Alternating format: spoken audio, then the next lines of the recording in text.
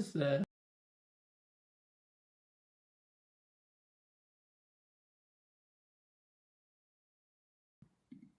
Ba ba ba ba ba ba ba ba.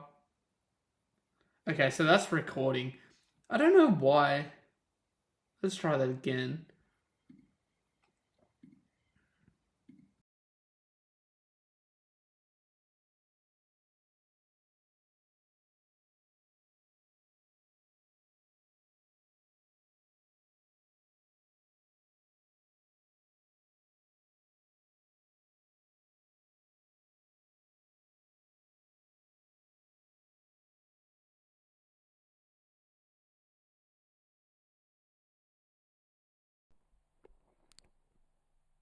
But that's recording. Okay, my mic's recording now. I don't know why the fuck was going on there.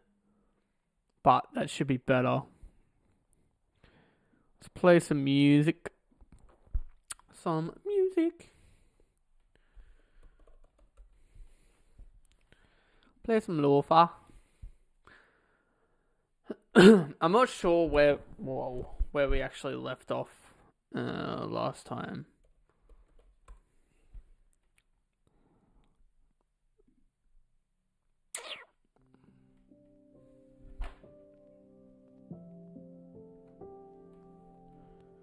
Hectic. Hopefully that's not too loud. Let's go to there. Yeah, hopefully that's not too loud. Let me also go here.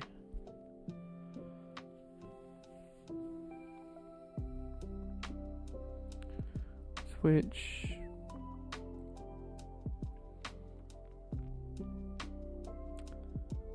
Boom. You might hear me for a second. Hectic. Awesome. Hopefully that's still a recording.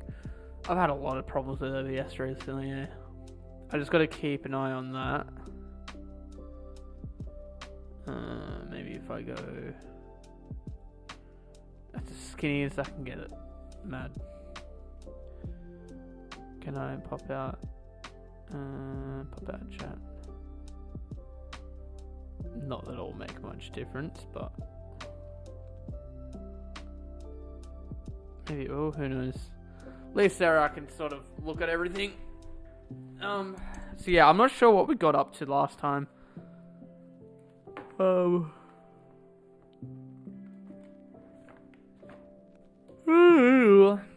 Paid ads is what we got into. So last time we read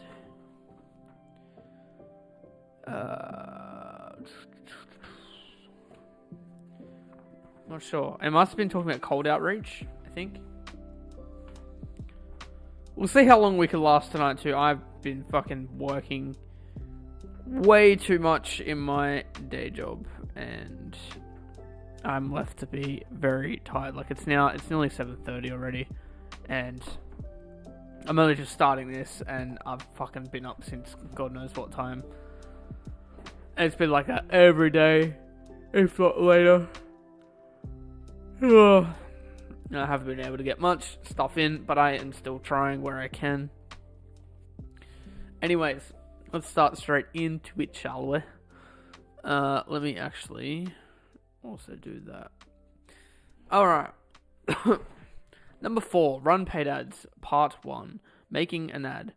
How to publicly advertise to strangers. So I think this is still going off a Cold Outreach. Advertising is the only casino where, with enough skill, you become the house. It's got a little diagram. June 2013. Oh, pardon me, far out.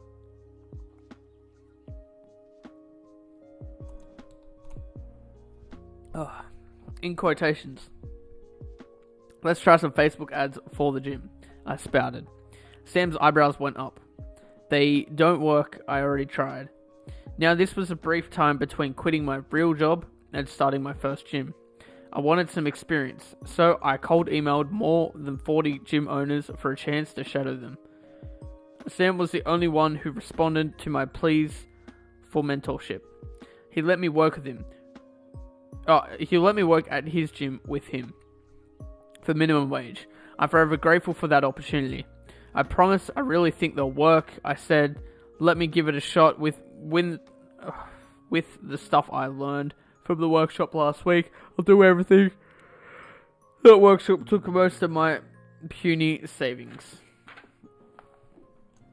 Sam leaned back in his chair, crossing his arms. I'll tell you what, I'll give you $1,000 to play with. If I lose it, then you have to shut up about this Facebook stuff. If you make more, I'll split the profit with you. Deal. I worked with a freelancer to get everything set up. We went back and forth until it was perfect. A few days later, I marched into Sam's office to show him what I'd made. It's ready, I said. He spun his laptop to face me. Alright, Hormozy, show me what you've got. I placed the ugliest ad you've ever seen. I'm looking for 5 Chino Hills residents to take place in a free 6-week challenge. You must let us use your before and after pictures in our marketing in exchange for the program. Click link to sign up. No image, no video, no frills, just words, all caps. The ad went live. We got leads within hours. I called them all and booked appointments as fast as I could. I also texted them about an hour before to remind them of our appointment. And as soon as they walked in, I started yapping about our 6-week challenge. I had 0 sales skills. My conviction made up for the lack of skills they bought. I sold 19 people at $290 each. $299, $300, same shit. We just made under $5,700 from the $1,000 investment. True to his word, Sam cut me a check and handed it over. He made it out for $2,500, more than my share. Sam, he cut me off. Nice work, Hormozy. Do it again. 6-week challenge became the biggest promotion in the gym industry. For 7 years, it drove at least $1.5 billion in revenue, more by now. I taught it to over 4,500 gyms, and I bet more than 10,000 plus gyms used versions of the promotion without licensing it, maybe. Sorry. Maybe you saw ads for it in the local market, and yes, if you're curious, it got more sophisticated as time went on. How paid ads work? Okay. This is showing, it's another diagram. It says, you and then a bunch of free value, but the paid ads is, highlighted and it's going to multiple people. I don't get that, but paid ads are a way to advertise one-to-many cold audiences. People who don't know you. Paid ads work by paying another person or business to put your offer in front of their audience. Think of it like renting eyeballs and earballs. I thought it said eye ears. And because you don't need to spend time building an audience, paid ads are the faster way to get the most people to see your stuff. You trade money for reach. A considerable advantage when you know what you're doing. Ads are riskier, but when done right, they can get you more leads than any other method. With warm and cold outreach, we have to do more stuff to reach more people. To reach more people with free content, we depend on the platform or audience sharing it, and if they feel like it. Paid ads are different. The reach is guaranteed, but getting your money back isn't.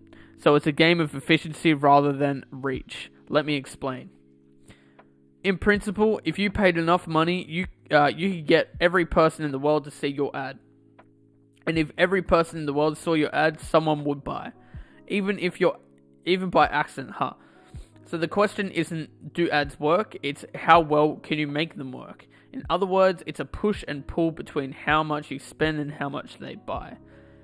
And like cold outreach, paid ads go to colder, lower trust audiences. So even with good offers, a small percentage of people will respond. And like cold outreach, paid ads get over. Oh, sorry. And if a paid ad isn't profitable over time, this hurdle by putting. Oh fuck. And like cold outreach, paid ads get over this hurdle by putting your offer in front of more people. And if the ad isn't profitable, most of the time, it's because the right people never saw it. So to make an ad profitable, the right people have to see it. This keeps our ad efficient. This chapter reveals how I create more efficient paid ads by finding needles in the haystack. I start with the entire world as my audience, haystack, then narrow down to my ideal audience. Second, I use whatever targeting methods that exist within the platform to further. Third, I craft my ad in a way that repels anyone else. Finally, I tell whoever's left standing to take the next step. People overcomplicate it, but that's it. It's all we're doing, narrowing down who sees our ad so we have the highest chance of getting the right people, the right type of people to respond. Once we advertise profitably, I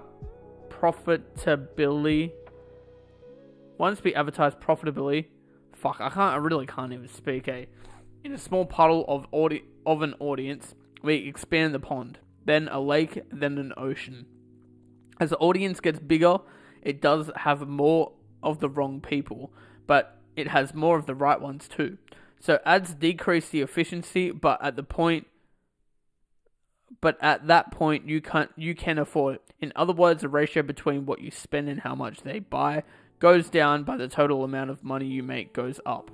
So instead of spending $1,000 to make $10,000 with $9,000 in profit, you spend $100,000 to make $300,000 with $200,000 in profit. The ratio goes down, but you make more money. So the risk is higher because you spend more money, but so is the reward. This means we want to make the audience as big as possible while still turning a profit. Paid ads gives us 4 new problems to solve. Let's break them down together. Knowing where to advertise, getting the right audience to see it, making the best ads for them to see, and getting permission to contact them. Step number 1.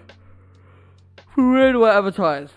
Find a platform where these 4 things are true. Platforms distribute content to an audience.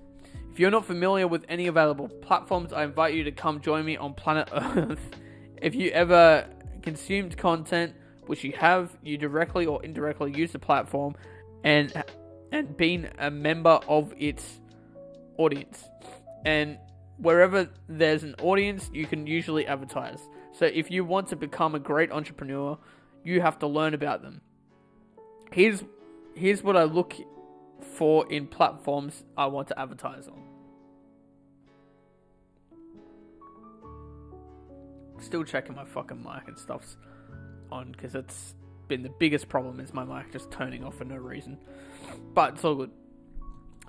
I have used it and gotten value from it as a consumer, so I have some ideas how it works. I can target people on the platform interested in my stuff. I know how to format ads specific to the platform, which we'll dive into in step 3. I have the minimum amount of money to spend to place an ad. And yes, platforms change all the time, but these principles stay the same. Pro tip: place ads where your competitors place ads to start.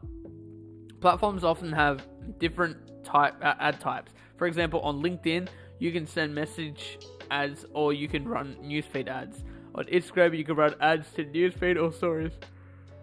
On YouTube, you can run ads to the sidebar, midstream, or pre-roll. So how do you know where to start?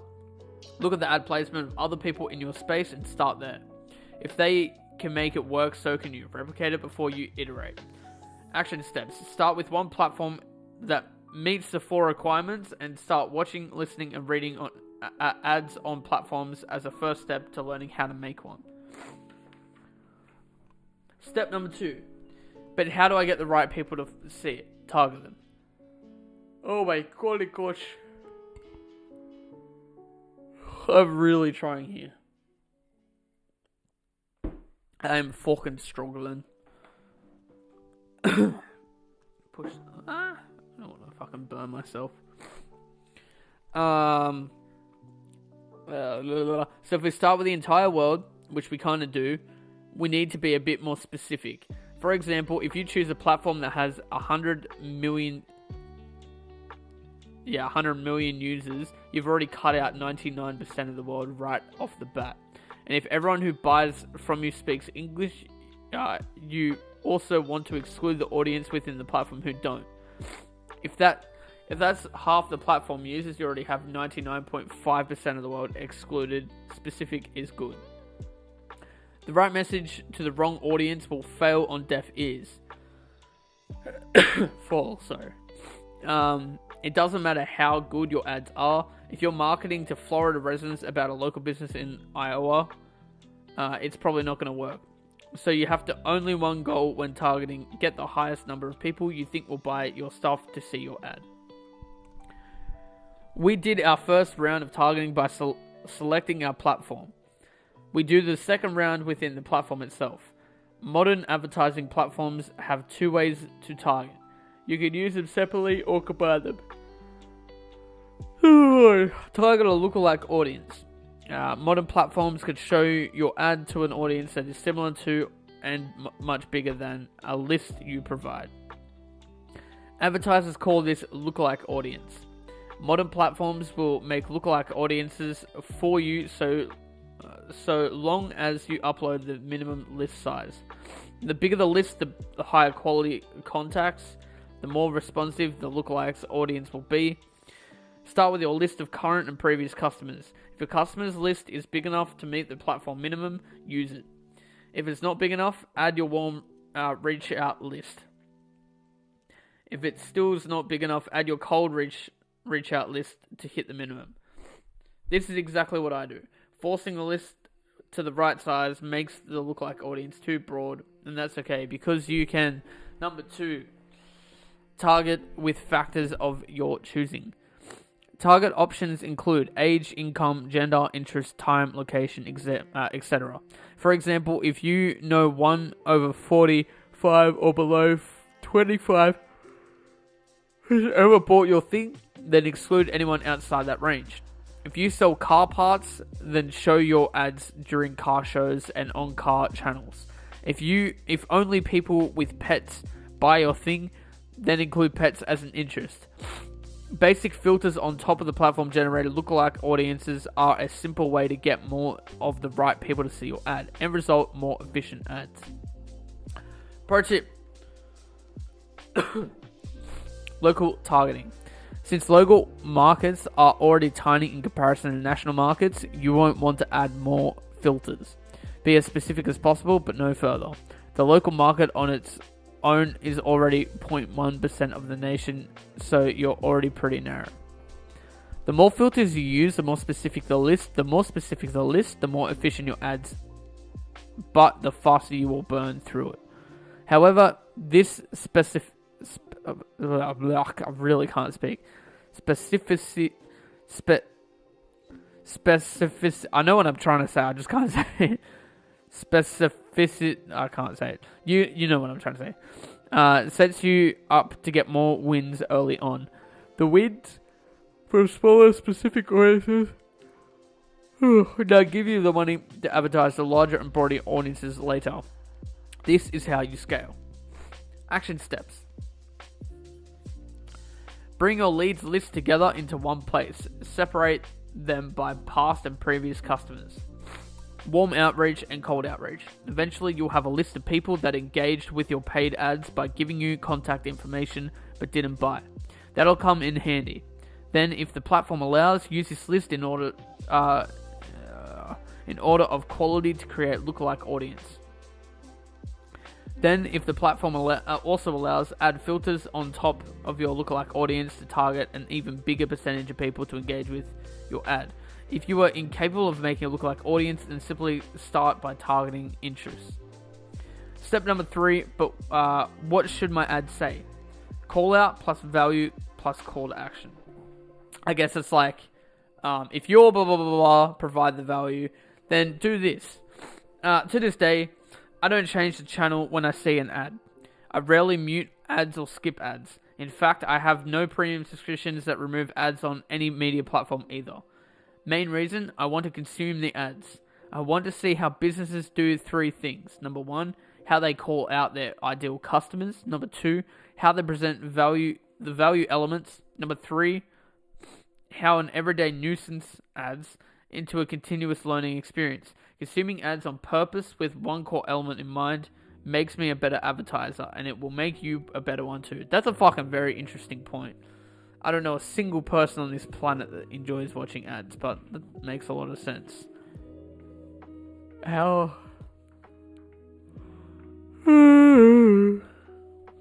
Fuck.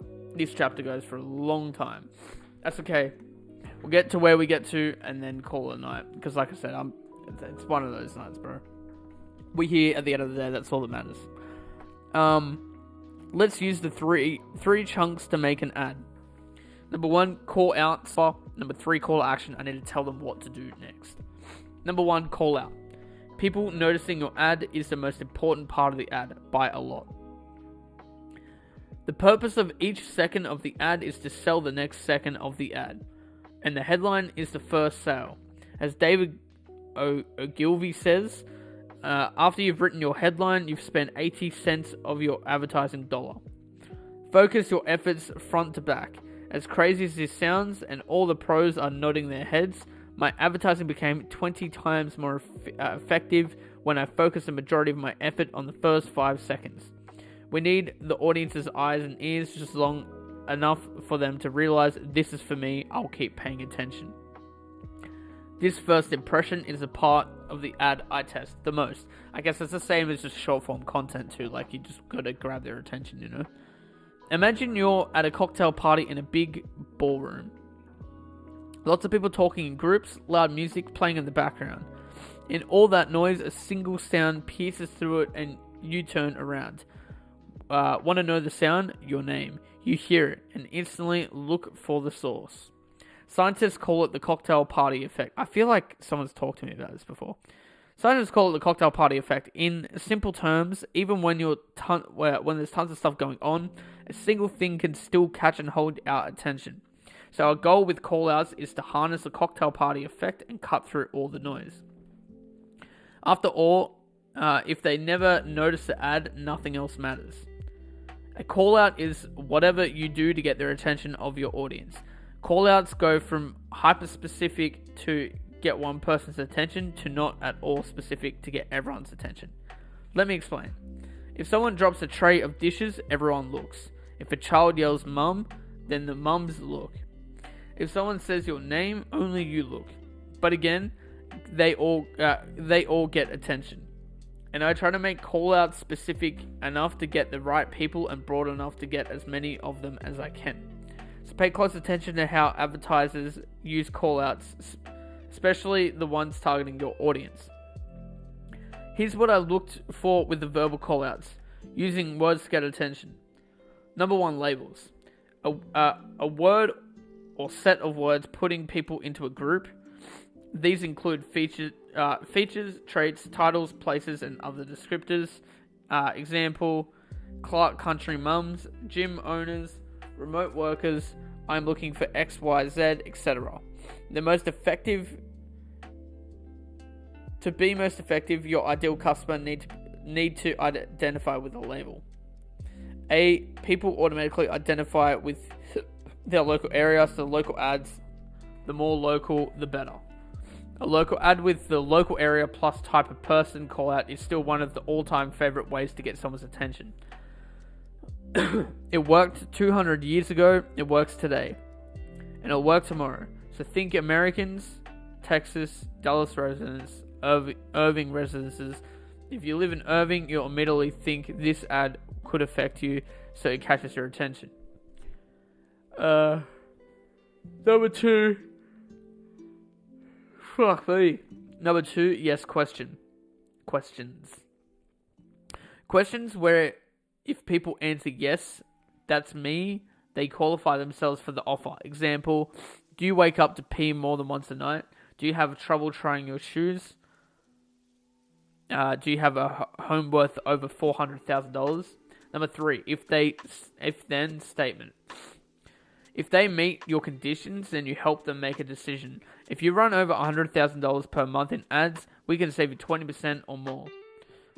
If you were born in 1978 and 1986 in Muskogee, Oklahoma, you can qualify for a first-class action lawsuit. If you want to XYZ, then pay attention. Ridiculous results. Bizarre, rare, or out-of-the-ordinary stuff someone would want. Massage studio books out 2 years in advance. Clients furious. The woman lost 50 pounds of eating pizza and fired her trainer. The government is handing out $1,000 checks to anyone who can answer the 3 questions, etc. Callouts don't have to just be words. They can also be noises or visuals in the environment. Let's go back to the cocktail party. Sure, a drop tray of dishes would get everyone's attention, but so would the cling, cling, cling of a knife against the champagne flute. Oh my goodness. They both get everyone's attention for four different reasons. One signals an embarrassing disaster and the other signals important news.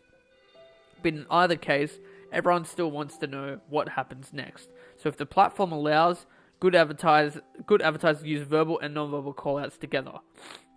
Here's what I look for in the non-verbal callouts. Using the settings and spokesperson to get attention. Number 1, contrast. Any stuff that sticks out in the first few seconds, the colors, the sounds, the movements, etc.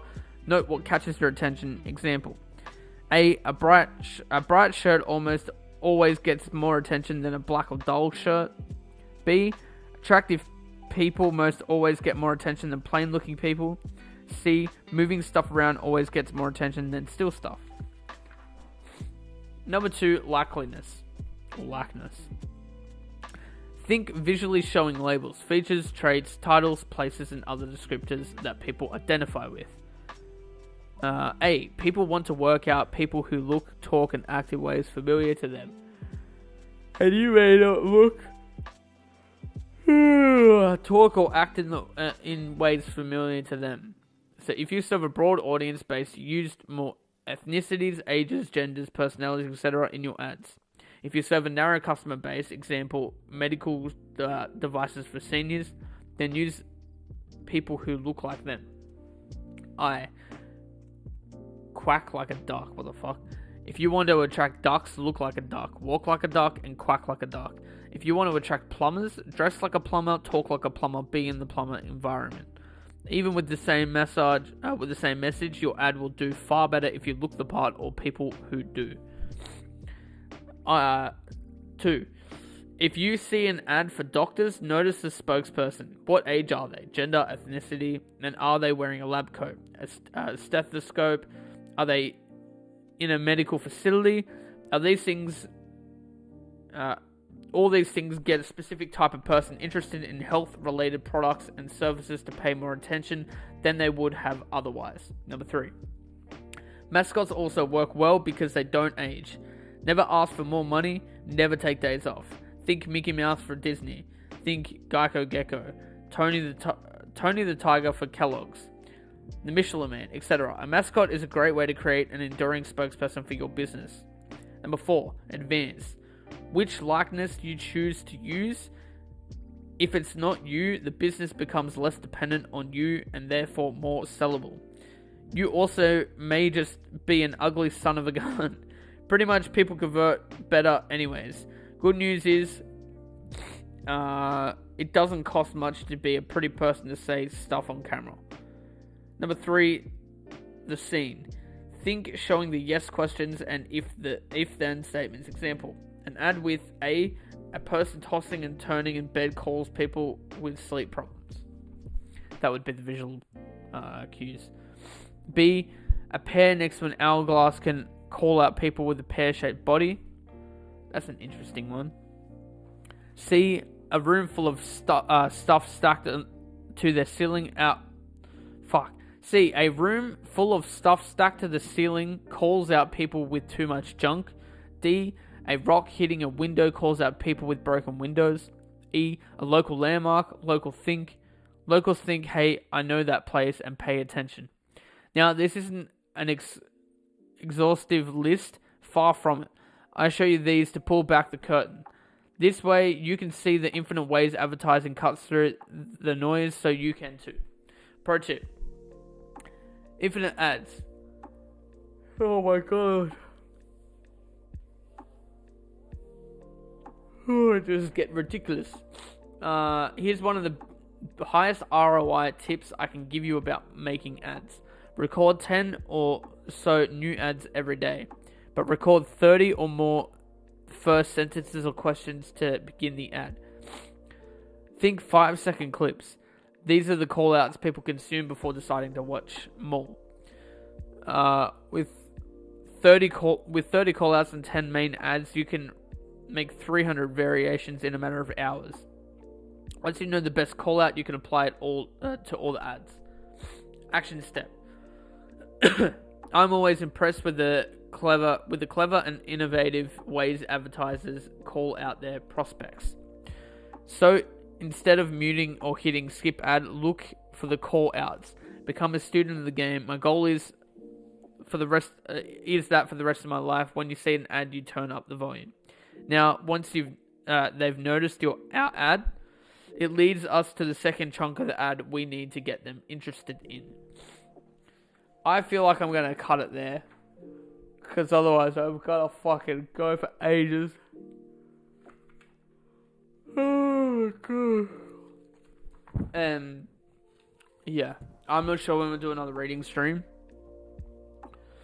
I feel shit in doing this while I'm so tired. A massive thing recently that I've been worried about is doing these things while I'm tired. I don't want to seem over-exhausted on camera. I feel like these streams is a bit easier to quote-unquote get away with. But I don't want to seem too tired. Like, I want to bring energy.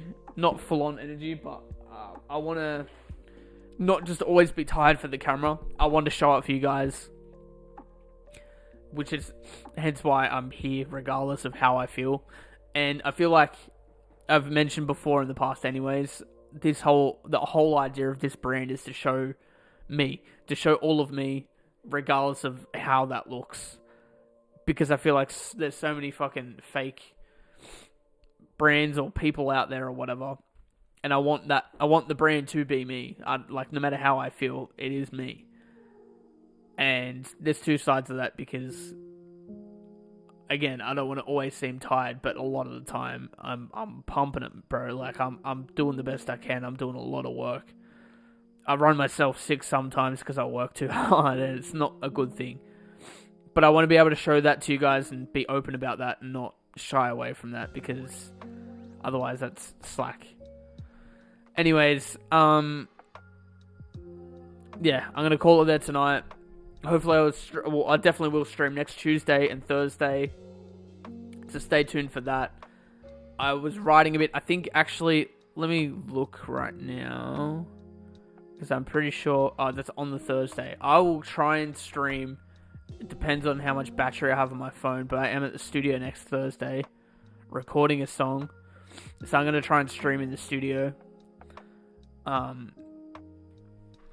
I need to tell my boss. I need to fucking write dates down that I can't do for the rest of the year. But anyway, that's irrelevant. Yeah, I will try and stream while I'm recording. If I can memorize my fucking lyrics. I might even write them down, pen to paper. So that if I need to memorize them, I can. And then I can also stream. I feel like that's a good idea. And it'll also give me a learning curve too, because I haven't streamed with my phone outside of home yet either. I haven't directly streamed from my phone. I've been using OBS, so I feel like that could be cool. But yeah, I'll see you guys on Tuesday. We'll try and I'll probably do a reading stream then, potentially, depending on what my day looks like. But yeah, I hope everyone has a good night. Take care.